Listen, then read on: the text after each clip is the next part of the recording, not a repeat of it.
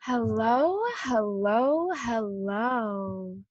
Welcome to Stream Our Consciousness. You're here with Gaby Milano, aka Lollygabber, and Anna, whichever you desire. Yeah, we're here. We're so back. Welcome, 2021. welcome 2021. So if you are here, you're probably looking for some philosophy. So you're probably wondering, what is GANA gonna philosophize about today?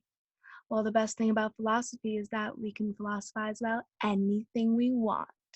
So, what are we going to do today? Philosophize about the history of pornography. And what does that mean?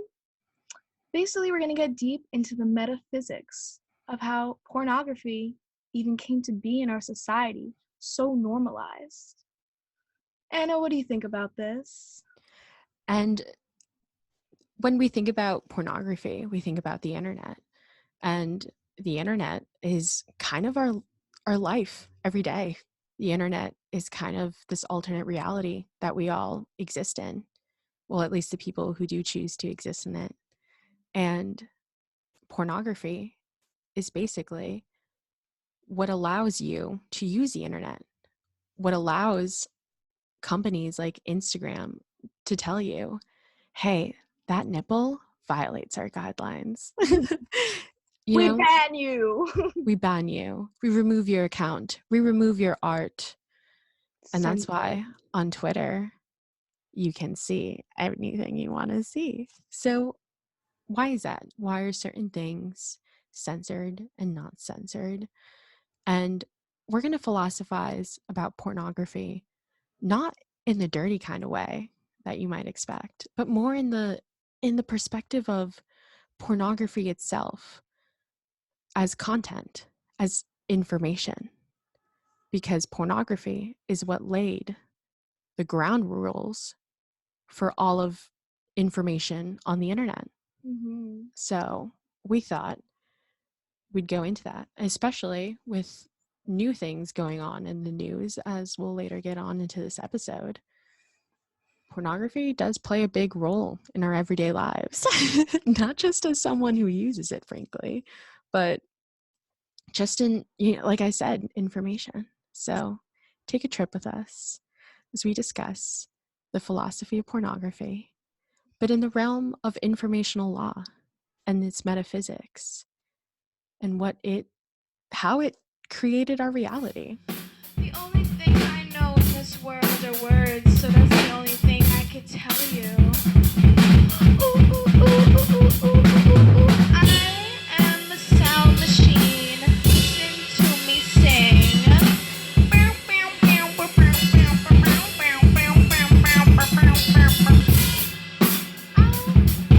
Hello, I'm a sound machine. Hello, hello, hello, hello. Hello, nice to meet you. Hello.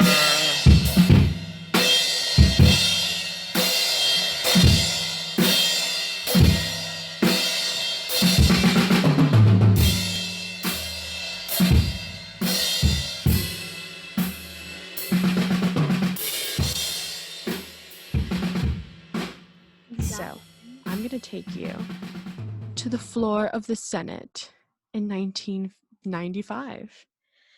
And James Ilcyn, a Republican from Nebraska, came through with a giant binder of porn to the Senate floor and was like, look at this.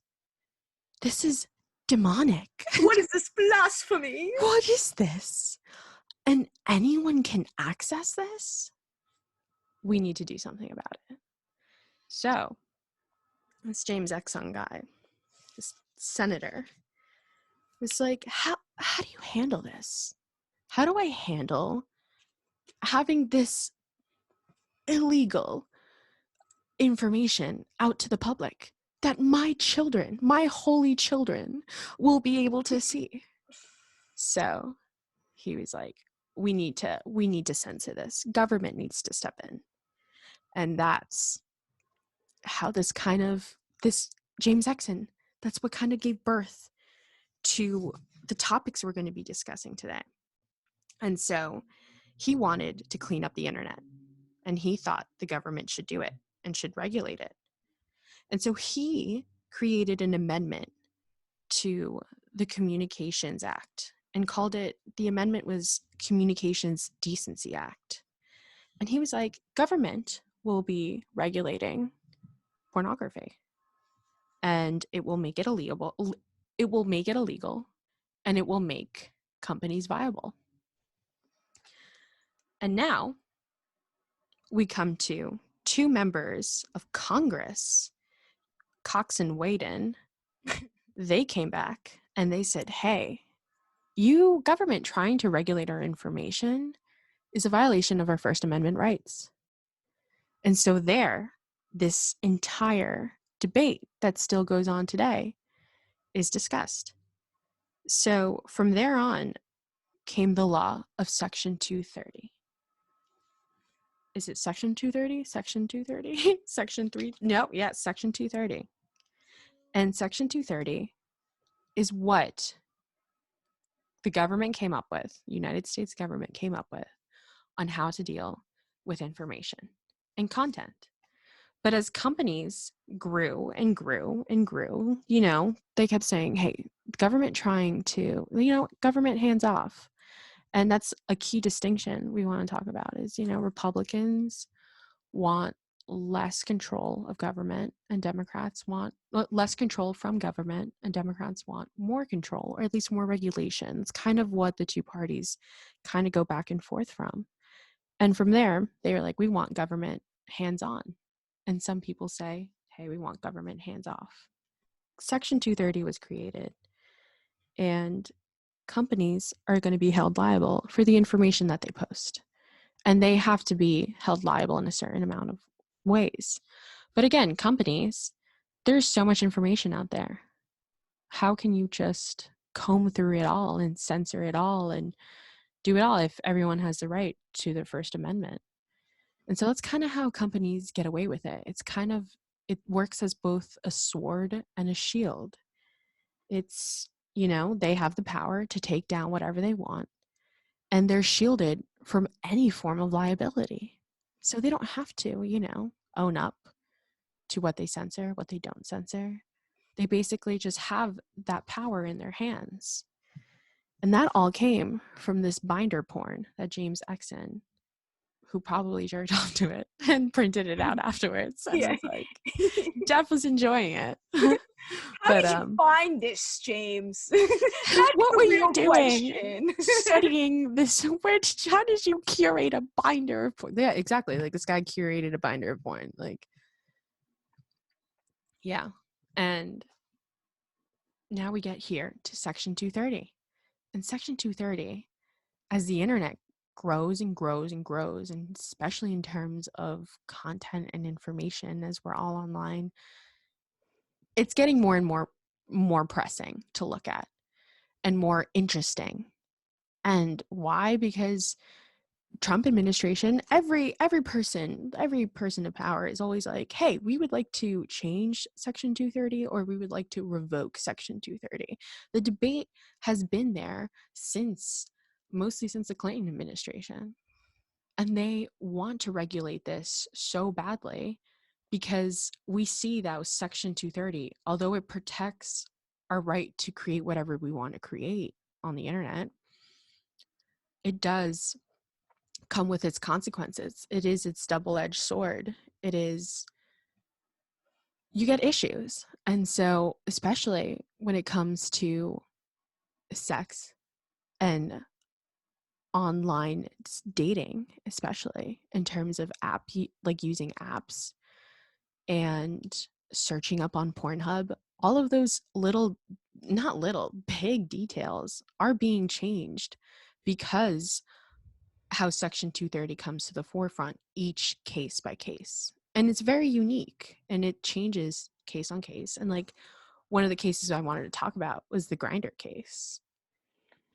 Now, this Grindr case hopefully doesn't scare you from making an online profile, because this is some intense stuff. If you have a revenge ex like this, I'm so sorry, because this is what happened. Okay. These people broke up, right? And this guy's ex-boyfriend created an account under his ex-boyfriend's name, pretending it's him, and creating his profile saying that he loves rape fantasies. He wants to fuck. He wants to just fuck. And I want you to fuck me, all this stuff. Now, this gets dangerous because what does he put on the profile? His address, his work, all his private information is just out there for strangers to see. Now, what happens to this ex-boyfriend that doesn't even know this profile is up on Grindr? He gets, at times, like 30 people coming to his house, to his work, asking to have sex, wanting to fuck him. It can become dangerous. Because if you say online that you want it, and then you see that person online, who knows what they're going to do to you? Who knows? So basically, this guy was like, obviously, who's responsible? Grindr. Grindr is the platform that is allowing for this to happen. What do? You contact the company. What does Grindr do? This is off of my hands. Section 230. This is all warped up into Section 230.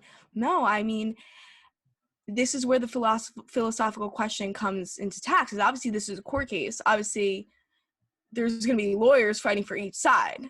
Now, this is where the question comes up. This entity of the internet gave birth, basically, to all these platforms, right? Humans are using the internet and just doing whatever they want with it. Now, these platforms that these humans made and they have in their hands, they don't know the half of it. This is obviously not Grindr's intention, but when they're not in control of all the users out there and all their intentions, there's only so much that they can do. That's the dangers of the internet, and this is why this is a question that always comes up when you're talking about Section 230, because there's no one responsible. And I mean, the only way we could do this, figure it out, is just court, case by case. Yeah, and one of the lawyers of that Grindr case was like, Section 230 isn't protecting our First Amendment rights, because again, the question is, First Amendment rights, people are allowed to do whatever they want to do or whatnot. But the liability comes from like, hey, Section 230 is not necessarily protecting the user or protecting the freedom of speech granted to the user. It's actually protecting the entire industry of the internet, the entire platforms, the billions of dollars, all of the money these platforms are making from. And from there, not only does it come from these platforms we're talking about, dating sites and fake accounts and whatnot, but it comes to these platforms such as social media in general, and social media and giant tech companies and Facebook and Instagram and Twitter. And then it takes it a step further when it comes to when you're looking at it as information, as content. It becomes like a whole other issue when that information and that content is fake news, is propaganda, is, just misinformation that is being widely spread and widely accessed to the public. And it's allowed. And it's allowed. And it's allowed out there. And the only way you're going to know the truth, it's a case-by-case thing. Some person might intake the information and that's, this is the truth. But then some other people intake the same information and then look up other sources, compare it to the other sources, compare it to the other platforms. Exactly. So it's exactly as Gabby said. We gave birth to this entity and we didn't put in some form of correct legislation morality to help deal with it, because we really couldn't foresee what it was about to do. You think in 1995 they would think, oh shit, if we don't fix this now in 2016, a giant election might be completely skewed, you know? Mm-hmm. Or a platform couldn't help create an insurrection. You know what I mean? Or a president couldn't tweet harmful things on Twitter. You know, it's just kind of wild, really, really wild, the internet, because it is, like I said at the beginning, it is a reflection of our reality. So if our reality itself is regulated and dealt with, and the internet is just kind of like up to you, up to the company's guidelines, up to the company's lawyers, case by case, it'll And get wait, what do grinders say? What is their guidelines? well, that's what was argued in the court case. You know, I assume they were like, we don't have any responsibility. We're not liable. You know, that's the thing, is like, we can't be liable to the extent that you're holding us to. Yeah. Maybe they can be liable in certain ways, like they will take down the accounts, they will get those things done, but it's like, they're like, that's all we can really, really do. And yeah, I don't know, it's I think it was a really, really interesting thing. And as I said, that, you know, the internet reflects our reality. When it comes to information and censorship, as you know, these giant tech platforms like Facebook are all being held on trial, and were being held on trial in Congress. And you see them having to come to the forefront and face government, and then government is facing it back with like, well, we don't know what to do, like, who are we to say, like, there's so much information out there, how do we comb through everything specifically? That's why companies right now are doing the best to make their own guidelines, to make their own, and make them as strict as possible to actually uphold them. That's why Instagram is, you know, no nipples on Instagram, which is really unfortunate. So that's kind of where that comes from. And as we discuss the internet, an entity being the reflection of our reality, therefore making itself its own reality, what does that reflection then tell us back about our society and our rules on sex law? Because if this all came from pornography and sex law, Mm-hmm. how does that reflect our reality? The fact that, like, you know, is sex work in our reality as well protected as it could be? And the answer is no. Nevada is the only state where prostitution is legal. Sex work is not protected in general, you know? So therefore, when you translate that onto this giant entity and you're like, there's no law there either, it's unregulated, it's not protected, then everything else in that kind of flows through that, because that's the lens that you're viewing it in. And I think that's just very interesting. And as you know, in recent news, Pornhub has recently taken down most of its unverified content. Why? Because Pornhub was dealing with the liability of other major issues that are bigger than the use of information, but get to human trafficking, get to child porn, get to all of the darker things that pornography is associated with, which is why it's kind of pushed to say, hey, this should be illegal. And so it's kind of what we're coming at, is, you know, how the internet, and it's really just not a great way of regulating it, is really affecting our daily lives. Because as the lawyer said from Grindr, this is not protecting an individual, it's protecting an industry. And what is that industry protecting? It's its profit.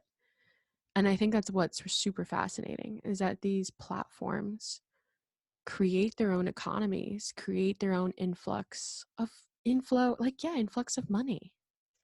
There's so much. Yeah, you know why Section 230 hasn't been revoked or completely changed? Because there's billions of dollars on the line. There's so much money at stake from being able to use Section 230 as its double-edged sword, as its sword and as its shield. That guy James did not come with that binder with the intention of saying, all these girls in these binder, all these naked girls, their identities are out there. Their faces, their identities, someone could track them down. He didn't go with that.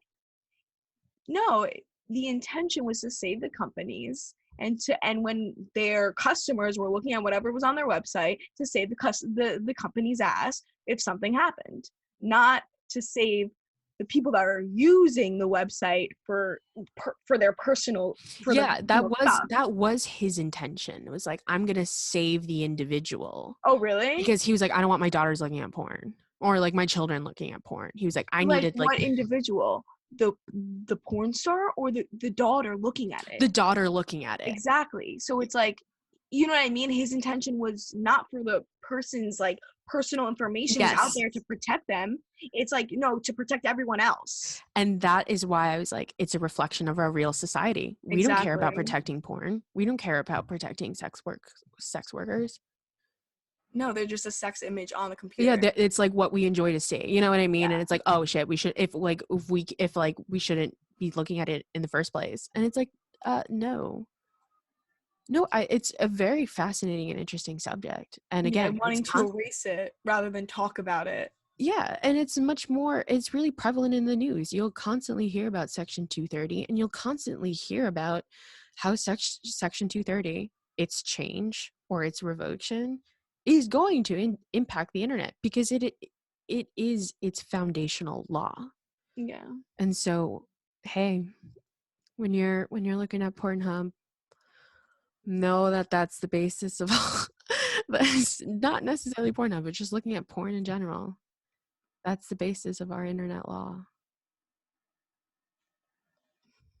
And why freedom can also be harmful. And that's why, and like, freedom is not really freedom. You know what I mean? Yeah. Like, yeah, you want to have the freedom to know what are the guidelines of the freedom. Exactly. Freedom is with guidelines, always. Freedom is not the simple existence of just, yes, accessing it and then not accessing it. It comes with guidelines. And so I think that's kind of what scares people, because we're conditioned to be like, oh, we must protect our freedoms. We must protect our rights that we wrote down. But yeah, when you're birthing a new entity, those freedoms get really skewed really easily. Well, I think that's why it's so important to look at the guidelines of each platform. And that's why OnlyFans blew up, because all of these sex workers felt trust in the guidelines of OnlyFans, knowing that their content is their content. No one's going to steal it. And I can make it when I want to. I don't have to go through like a manager at Pornhub or something, or get a deal or all this stuff. No, I could just go from my phone, make my own account, make my own videos, do my own stuff. And it's me. But also, like, I know even with the guidelines of like OnlyFans, I know a little bit more, a lot bit more of the law of the OnlyFans, but you could still take that content. Yeah, it's like, it's a reflection of how federally not well protected sex law is. So that's going to translate on some extent to the internet, and vice versa. And so I think, especially, as strip clubs are closed and we can't go clubbing, like, or just like anything in general, that's kind of why sex work has played so much of a bigger role on the internet. Especially, I don't know, you always get like, I don't know, it's just like when I don't know, it's just kind of like, sex is pornography is plays a huge impact in our lives. I don't know, it's just something I wanted to talk about. And again, Section 230, interesting stuff. And same goes for Facebook, same goes for tech companies, not just in porn. They're like, hey, we're not liable, we can do what we want. And that's kind of where it comes into issue, because people start exploiting that freedom and then start profiting off of that freedom, because you have the freedom to do whatever you want to do on the internet, basically. And let's keep it that way, honestly. That's interesting. I mean, I know. I mean, The fact that like OnlyFans is so normalized just makes me so curious. It's just, I feel like it is something to trust. I haven't read the guidelines. I don't know.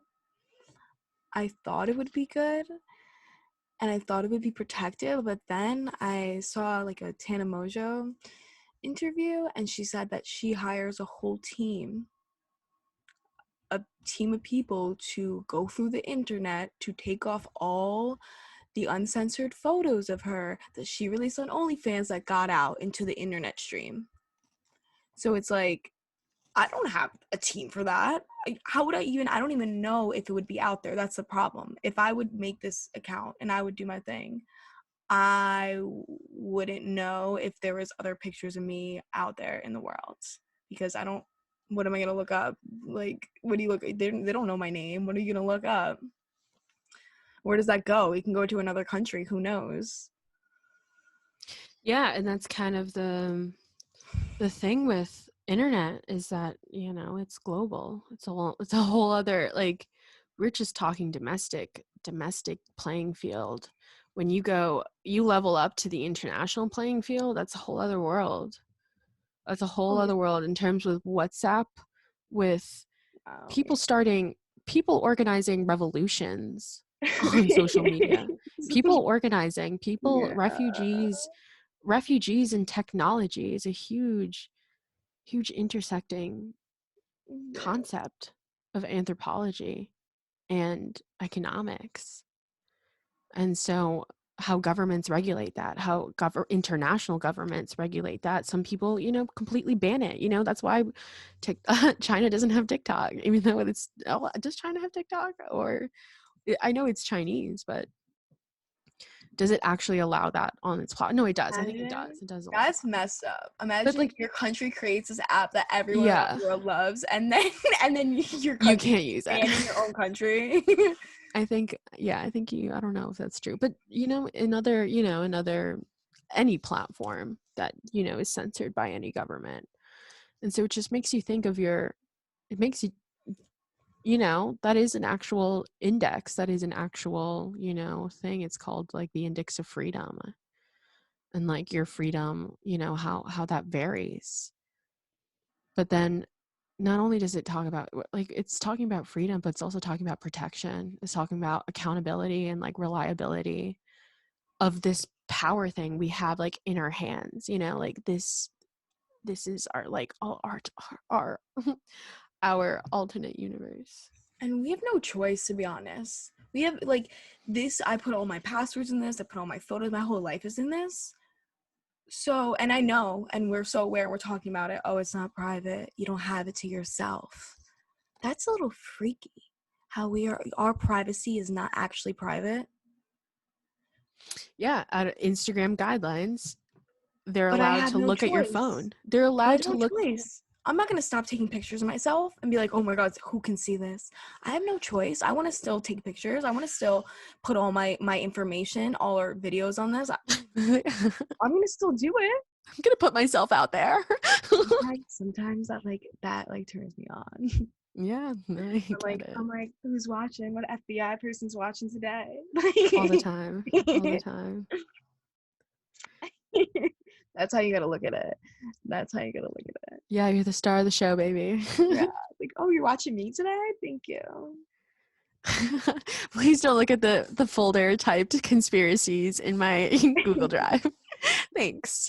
Yeah, I should have put my passwords on my Google Doc, top secret codes. Yeah, you can't put conspiracy theories and codes on there. Oh my goodness. You can distract them in other ways. But yeah, so that's kind of, as Gaby was saying, nothing's really private.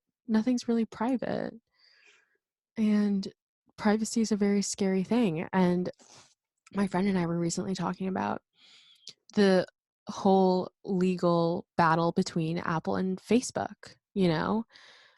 Like Facebook wants to use a certain amount of data from the user, and Apple is like, like specifically from Apple users. And Apple's like, what do you mean? That's our data. You can't just have it. Just because people use my device to go on your platform doesn't mean you get to have the data we have for you. And Facebook is like, no, we need that data. And then AOC will put Mark Zuckerberg on trial and say, Mark, why do you need all this data? And that's where it comes in. And that's kind of where these legal battles come from, is our privacy, our freedom, and our pornography. You know what? Apple Music could take my data any day. They make the best playlist for me. I love that. They make the best like friends playlists. They like we took all all your friends' songs that they were listening this week and we made them into one playlist. And I'm like, whoa, cool. So then when I literally put it on the car with like one of my friends, like, wow, this is like the best music. Like, who are you hanging out with? I'm like, this is just a combination of all our friends' music. I love that.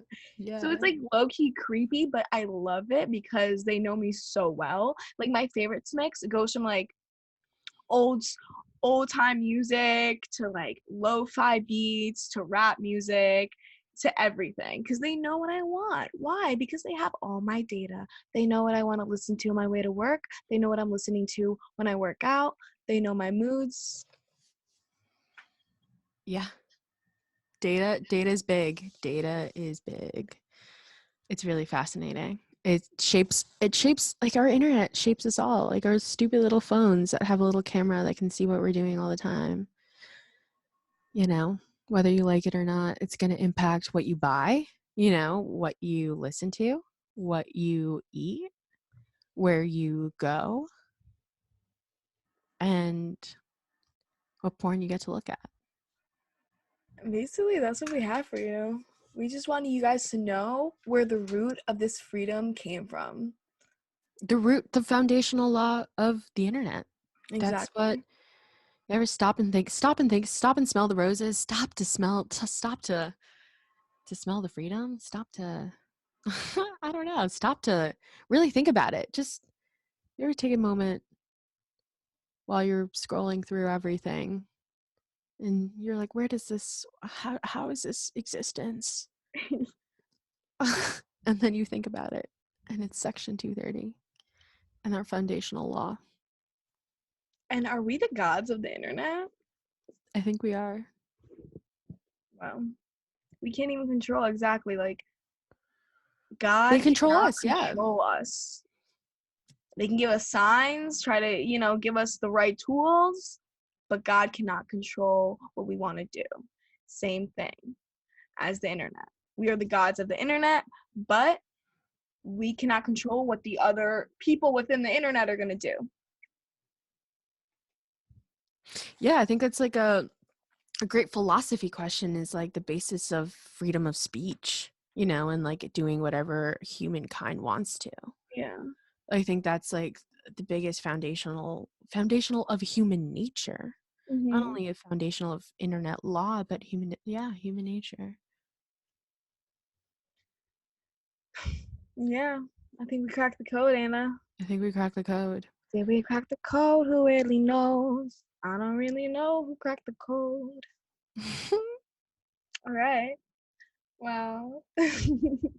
It's hard because it's not like we have an answer for you for anything. It's just we're like, all right, this is this information. You deal with it the way you want to deal with it, Yeah, learn something new every day. A new perspective is formed always. Question everything. Make sure you question what you're scrolling through. What are those guidelines? And also, where do you find the guidelines? Like, we don't even know. I don't know. They usually send you a notification and you usually just click through it. And you I don't know accept what you're everything. signing away your life to. We're basically signing our soul every day. We accept this. Yeah, every single day you open up Instagram, like it can look through your camera and like look at your life, and read your face and read your psychology and read and understand that and make sense of it. And then when, that's kind of a little ending note, is That's why platforms constantly change. Like, platforms are changing their algorithms, they change their pages, they change everything. Why? Because they're studying our psychology. Exactly. They're studying you very, very closely. So feel extra special. But yeah, besides that, you're just one speck of a massive data that they're basing their entire little economies over. You know, the Instagram economy, the Facebook economy, those all generate a lot of money. Follow the money, I guess. Sounds a little crazy, but we're just crazy enough. Exactly. Thanks for tuning in to all our loyal followers.